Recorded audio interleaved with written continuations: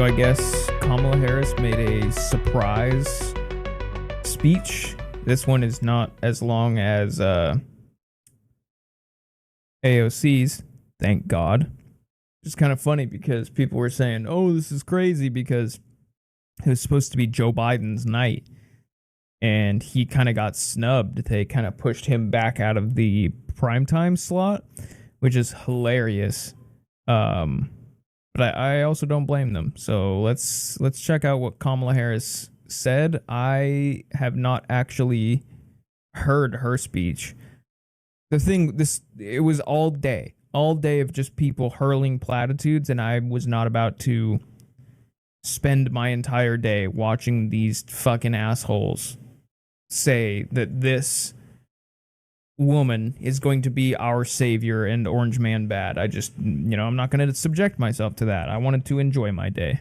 So let's hear what she has to say. Good evening. Good evening. It is so good to be with everyone this evening in this hall and everyone at home.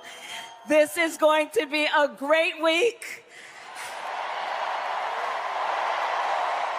And I want to kick us off by celebrating our incredible President Joe Biden, who will be speaking later tonight. Joe, thank you for your historic leadership, for your lifetime of service to our nation, and for all you will continue to do.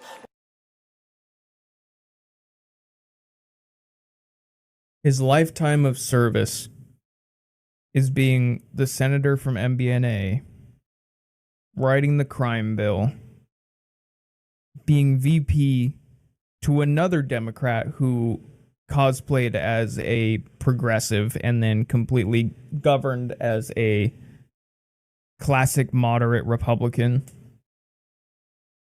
What a great record. And then as president, having his brains liquefy and fall out of his ears and then enable a genocidal regime in Israel to carry out their wishes, basically unchecked, with our weapons, funding a proxy war in Ukraine and getting us ever closer to World War III. What a great record.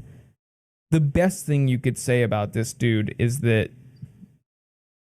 I don't even think it was his decision. I think he was forced out, but that he, quote unquote, stepped down instead of having to be 25th Amendment, amendmented. It's not a verb, I know, but I made it up. But even then, he should step down right now. He shouldn't be president right now.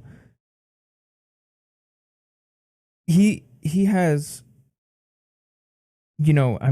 every politician just about is atrocious, and none of them are models that we should look up and aspire to be or have in this country governing us. But out of that low bar, he's one of the worst. And now we got this woman who's flip-flopped on her entire agenda, locked up thousands of people for nonviolent drug crimes, and weed being the drug. What else did Tulsi say? She withheld evidence that would have freed an innocent man until courts forced her to do so. She kept people locked up beyond their sentences to use them as cheap labor for California. This woman basically fails in everything failed in what she was given by her campaign, by the Biden White House to accomplish. She has negative charisma. Look at her. She probably wants to get off this stage so badly. And I don't begrudge people for not enjoying public speaking, but you're going to be the president of the United States. That's a pretty big requirement for a job like this. But she's just so unlikable that let's just continue. We are forever grateful to you.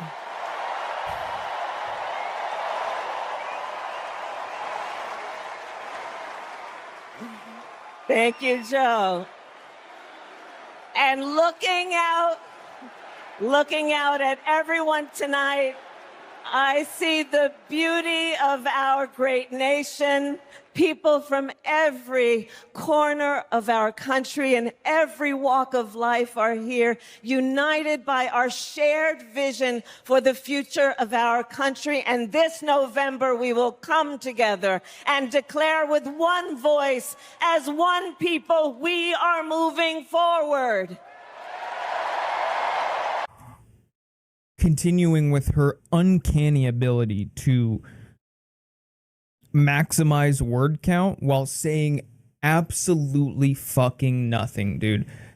The Democrats, for the longest time, have, and I noticed this even when I, back in the day when I was way more naive, I'm talking 7th, 8th grade, when I thought that you really had to pick a side, and it was before a lot of the progressive energy really boiled over, and I still had considered myself a Democrat. The funny thing is, I remember even back then noticing, not knowing enough, not being as experienced in the world of politics mainly, enough to know what it would lead to and like what it said about the party. But I noticed even back then, I was like, you know what? They have a really good ability to have flowery language and just have so many platitudes packed into a speech. And yet I didn't really hear a concrete plan for anything. And I didn't really see that as, I saw it as kind of an issue, but I didn't really know the extent of how bad it was, how this was essentially all the Democratic Party is. And I'm not saying the Republicans aren't guilty of this too. Politics in general is just saying, throwing red meat to your base, which is funny because on the Republican side, it's ever so slightly more policy focused. Now it's shifted on the Democrat side to literally the red meat is just vibe, flowery language with zero policy. It's almost like the more policy that you inject into it, the less appealing it is to the Democratic base, the shit libs. And I always thought that was gross. I'm like, I don't care about you as a person. I just want to know, what are you going to do when you get into office? And I'm sure I didn't see any from what I was watching last night, but I'm sure going through the recap of day one, I'm sure day 1 through day 4, I won't hear almost an iota of policy come out from any of these people. But especially Kamala Harris, she's the one that's supposed to really be running on policy. She's running for the fucking highest position in the United States. We should know what she thinks on most of the most pressing issues concerning this country.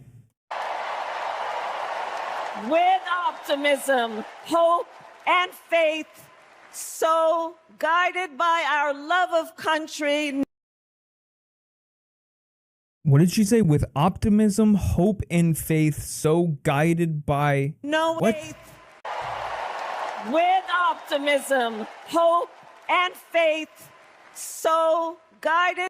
With optimism, hope, and faith, so guided By our love of country. by our love of country. Okay, so far, the most flowery, empty language you could have chosen. Knowing we all have so much more in common than what separates us, let us fight for the ideals we hold dear.